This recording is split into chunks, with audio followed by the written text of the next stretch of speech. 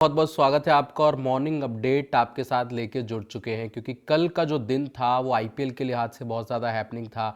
India ए के लिहाज से बहुत ज़्यादा हैपनिंग था क्योंकि साउथ अफ्रीका की भाई ए कह लीजिए, बी कह लीजिए, सी डी टीम ने भाई साउथ अफ्रीका ने इंडिया ए को हरा दिया। 400 से ज़्यादा रन दूसरी पारी में चेस कर दिए। सेंटर ऑफ एक्सलेंस में बेंगलुरु में मुकाबला खेला जा रहा था, लेकिन अब बात होगी भाई 14 तारीख को जो India versus South Africa test की शुरुआत होगी ईडन गार्डन्स में कोलकाता में, जहां पर भारत की जो 11 है वो किस तरीके से हो सकती है। टीम इंडिया पहुंच चुकी है। कल आपने देखा कि शुभमन गिल, बाकी जो खिलाड़ी टेस्ट टीम में जो फीचर कर रहे थे वो वहां पे लैंड कर चुके हैं और आज मैक्सिमम प्लेयर्स ने वहां पर असेंबल होना है क्योंकि इंडिया ए वाले में से भी आपके प्लेयर जाएंगे। केएल राहुल हैं, ऋषभ पंत हैं, ध्रुव जुरेल हैं और भी तमाम खिलाड़ी। और आपकी जो मेन बॉलिंग लाइनअप के अगेंस्ट 400 प्लस चेस करें तो बहुत बड़ा कंसर्न है ये। अब बुमराह आपके आ जाएंगे तो वो बात अलग है, लेकिन आपके सिराज यहाँ खेल रहे थे, आपके प्रसिद्ध कृष्णा यहाँ खेल रहे थे, आपके आकाशदीप, कुलदीप यादव, सभी आपके गेंदबाज यहाँ पर खेल रहे थे, लेकिन उसके बावजूद भी आपने 400 प्लस वहाँ पे रन चेस करा दी। टेम्बा बवुमा की एक इंपॉर्टेंट नॉक वहाँ पर आई और अब जो कप्तान होंगे वो टेम्बा बवुमा होंगे पहले मुकाबले में, क्योंकि साउथ अफ्रीका के मेन कप्तान टेम्बा बवुमा है। यहाँ पर एक्करमैन आपकी कप्तानी कर रहे थे। लेकिन सवाल क्या है? सवाल भाई है जो 11 होगी उसमें आपको क्या बदलाव देखने को मिलेंगे। ध्रुव जुरेल जिन्होंने ये टेस्ट मैच तो हार गए कोई बात नहीं, बट ध्रुव जुरेल ने दोनों पारियों में शतक जड़ा, टीम इंडिया को मुसीबत से निकाला। लेकिन अब बात हो रही है कि ध्रुव जुरेल को भाई बैकअप विकेट कीपर के तौर पे नहीं, आप उनको देखिए प्योर बैटर के तौर पर। तो यहाँ पर इंक्लूजन उनका होने जा रहा है, आपको बता दूं रिपोर्टेडली। हालांकि देखते हैं कि 11 में जब अनाउंस होगी तब क्या कुछ चीज़ें रहती है। उसके अलावा भाई आपको बताऊं कि न्यूजीलैंड और वेस्ट इंडीज़ के बीच जो सेक्सटन ओवल में मुकाबला खेला जा रहा था वो बारिश के चलते रद्द कर दिया गया है। आपने देखा पहला मैच वेस्ट इंडीज़ ने शानदार तरीके से जीता, दूसरे मैच में क्लोज पहुंच गए थे बिल्कुल, वहां से वेस्ट इंडीज़ ने एक तरीके से मैच गंवा दिया।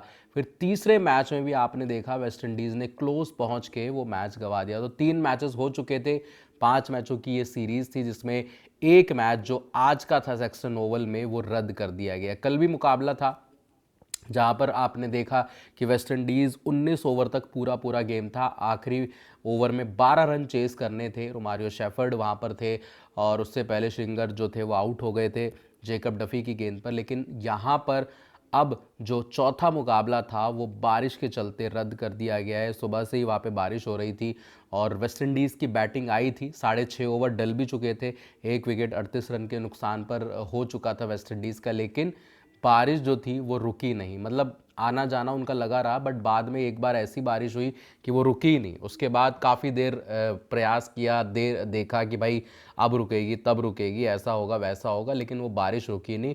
और अब जाके खबर ये है कि जो मैच था चौथा T20I गेम वो अब धुल चुका है, यानी कि रद्द कर दिया गया है। यानी कि 4 मुकाबले हो चुके हैं, 2 न्यूजीलैंड ने जीते हैं, एक आपका वेस्ट इंडीज़ ने जीता है। लेकिन अब सिनेरियो क्या है? यहाँ से सिनेरियो ये है कि वेस्ट इंडीज़ सीरीज़ नहीं जीत सकता।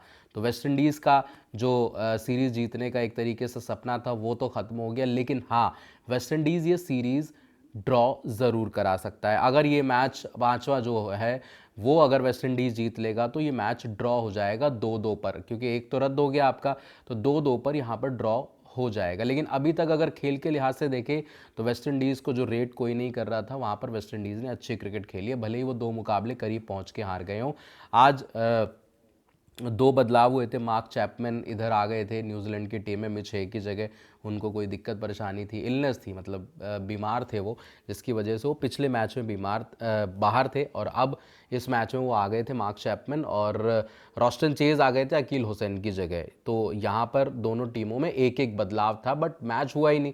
बदलाव का क्या करना है? बैटिंग ऊपर से वेस्ट इंडीज़ की आई थी, 6.5 ओवर खेले थे, बट उसके बाद मैच ही नहीं हो पाया, बारिश इतनी हो गई। देखेंगे भाई आखिरी मुकाबले में वेस्ट इंडीज़ को अच्छी फाइट करनी पड़ेगी और मैच जीतकर ये सीरीज़ ड्रॉ करानी पड़ेगी, तब जाके वेस्ट इंडीज़ बोलेगा नहीं हमने यहाँ पर अच्छी फाइट करी। उसके बाद 3 ODIs भी हैं आपके, 3 टेस्ट मुकाबले भी है, तो लंबी सीरीज़ है, मज़ा आने वाला इस सीरीज़ में।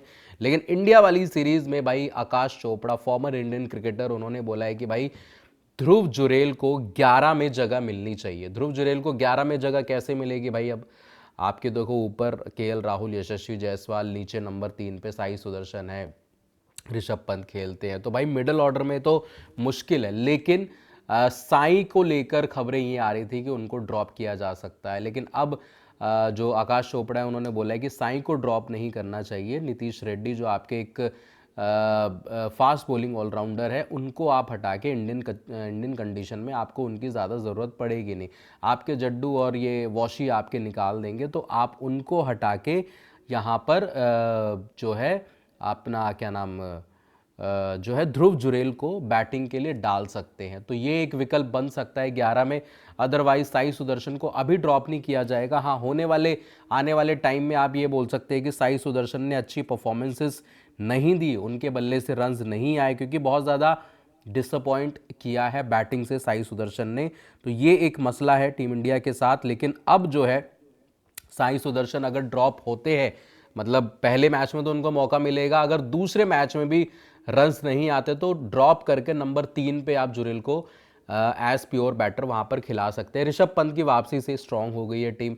अब दिक्कत ये है ना कि भाई आप साउथ अफ्रीका ए की जो सी-डी टीम थी जिससे भी आपने खेला, वो उन्होंने आपको हरा दिया, और पहले मैच में भी उन्होंने अच्छी परफॉर्मेंस करी थी, बट नीचे आपके टेल के बल्लेबाजों ने वहाँ पे चीज़ें निकाल दी थी। बट अब क्या है कि साउथ अफ्रीका की मेन टीम आएगी, तो चैलेंज आपके लिए बड़ा है। मैं ये नहीं कह रहा कि आप जीत ही जाओगे और कंपटीशन नहीं होगा, तमाम ऐसी चीज़ें। तो कंपटीशन हेल्दी कंपटीशन होगा, और अब साउथ अफ्रीका की मेन टीम वर्सेस इंडिया की मेन टीम, मज़ा आने वाला। 14 तारीख से, आज 10 तारीख हो चुकी है, और कल 11, 12, 13, 14। अब आज से क्या टीम असेंबल हो जाएगी, पूरी ट्रेनिंग सेशंस अब कल से स्टार्ट हो जाएंगे। कल आपने देखा गिल पहुंच के, जो ब्रिस्बेन से सीधा जो मेन खिलाड़ी थे आपके वहाँ पे आ चुके हैं। आमिर अंसारी कह रहे हैं सुनील भाई कैसे हो? आमिर भाई आप रोज़ आते हो लेकिन आप इनवाइट नहीं करते हो। मैं अहमदाबाद नहीं आऊँगा, आप बुलाते नहीं हो। किशोर राठौर कह रहे यो यो सुनील सिंह, बिल्कुल यो यो भाई। Where is AP Dhillon? Akash, Akash भी आएगा आज।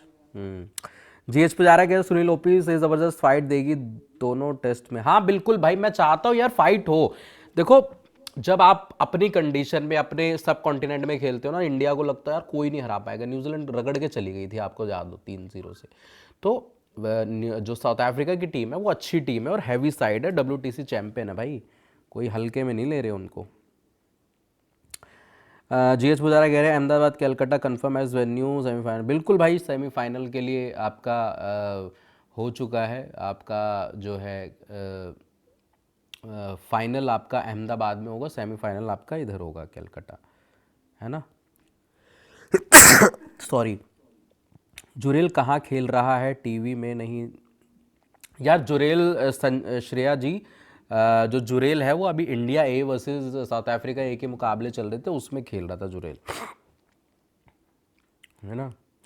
आमिर कह रहे सुनील भाई कैसे हो? बढ़िया भाई, आप बताइए कैसे।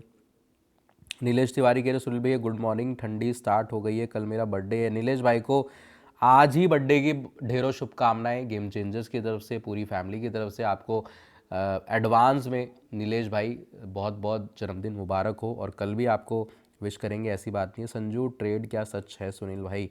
आमिर भाई देखो, कल हमने इस पर बहुत चर्चा भी करी थी, वीडियोस भी हमने बहुत सारे करे थे संजू की ट्रेड की खबरों को लेकर, क्योंकि क्रिक बज़ ने एक रिपोर्ट फाइल करी थी, वहाँ पर ये बताया था कि संजू के साथ जो डिस्कशंस हैं वो ऑन है आरआर की, राजस्थान से सीएसके की। तो उसमें दिक्कत कहाँ आ रही है, क्योंकि जडेजा के साथ जो ट्रेड की खबरें थी वो तो पहले ही आपने देखी थी भाई, जो स्वैप सीधा सीधा हो जाएगा 18 करोड़ वर्सेस 18 करोड़, है ना। तो वहाँ पे कोई दिक्कत नहीं थी। अब क्या हुआ कि राजस्थान ने एक जो कहते हैं ना कि पासा फेंक दिया कि नहीं भाई, जड्डू नहीं, जड्डू तो चाहिए ही चाहिए, बट उसके अलावा डिवाल्ड ब्रेविस भी चाहिए। वो डिवाल्ड ब्रेविस जिसको चेन्नई ने पिछले साल साइन किया, मतलब पिछले सीज़न उसने साइन किया, और वहाँ पे उन्होंने अच्छी इनिंग्स भी चेन्नई के लिए खेली। तो वहाँ पर डिवाल्ड ब्रेविस कैसे दे देंगे यार? मतलब चेन्नई बेवकूफ़ थोड़ी ना है, जिसने पिछले सीज़न आपको साइन किया, फिर जडेजा ने आपको आईपीएल ट्रॉफी जिताई, संजू ने क्या जिताया? तो ये भी सारी चीज़ें हैं। तो फिर अब चेन्नई कह रही है कि जो गेंद है वो राजस्थान के पाले में, उन्हें डिसाइड करना है अब क्या करना है।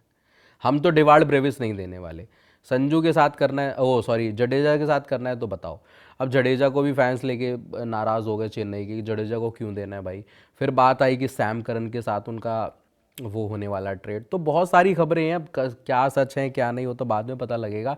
लेकिन 15 तारीख का आप नोट कर लीजिए, आप अपने फ़ोन में, किताब में, कॉपी में, जहां आपने नोट करनी है, 15 तारीख वो दिन होगा जब आपको रिटेंशंस की सारी खबरें पता लग जाएंगी, कौन कहाँ जा रहा है कौन कहाँ नहीं जा रहा।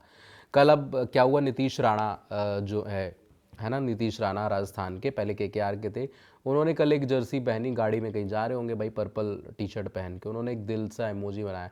अब लोगों ने भाई प्रिडिक्ट करा कि भाई वो क्या केकेआर जाना चाहते हैं, क्या राजस्थान छोड़ के उनका भी होने वाला है कुछ सीन। तो कई सारी चीज़ें हैं, है ना। संजू सीएसके में ओपन करेगा या फिनिशिंग रोल, आरआर में तो कुछ फिनिश किया नहीं कभी मैच। किशोर कुमार भाई का सवाल अच्छा है कि ओपन करेंगे या फिनिश करेंगे। ओपन तो देखते हैं कि अभी उनके काफ़ी सारे प्लेयर रिलीज़ भी होने हैं सीएसके के, तो वहाँ पे ओपनिंग स्लॉट में जगह तो आराम से बन जाएगी। दूसरा कि विकेट कीपर बल्लेबाज है, धोनी के बाद अगर आपको विकेट कीपर बल्लेबाज चाहिए तो वो हो जाएंगे। तीसरा फिनिशर का रोल भी निभा सकते हैं, मिडिल ऑर्डर पे भी खेल सकते हैं।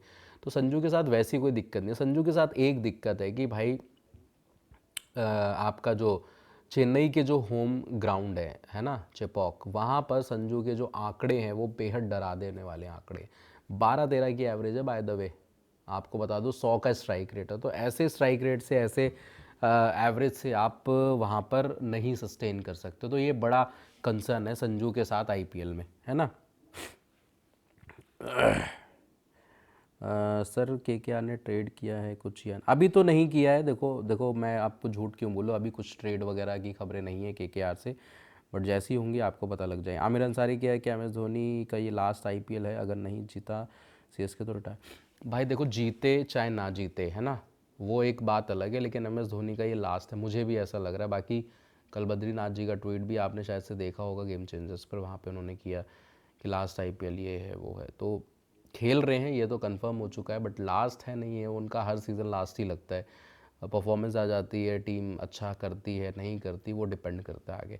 तो अभी इस रिपोर्ट में इतना ही। देखने के लिए बहुत बहुत शुक्रिया। गेम चेंजर्स को अगर सब्सक्राइब नहीं किया तो सब्सक्राइब ज़रूर कर लेना, और इसको हाइप ज़रूर कर देना लाइव सेशन के बाद। तो अभी के लिए इजाज़त लेते हैं। जय जय भारत।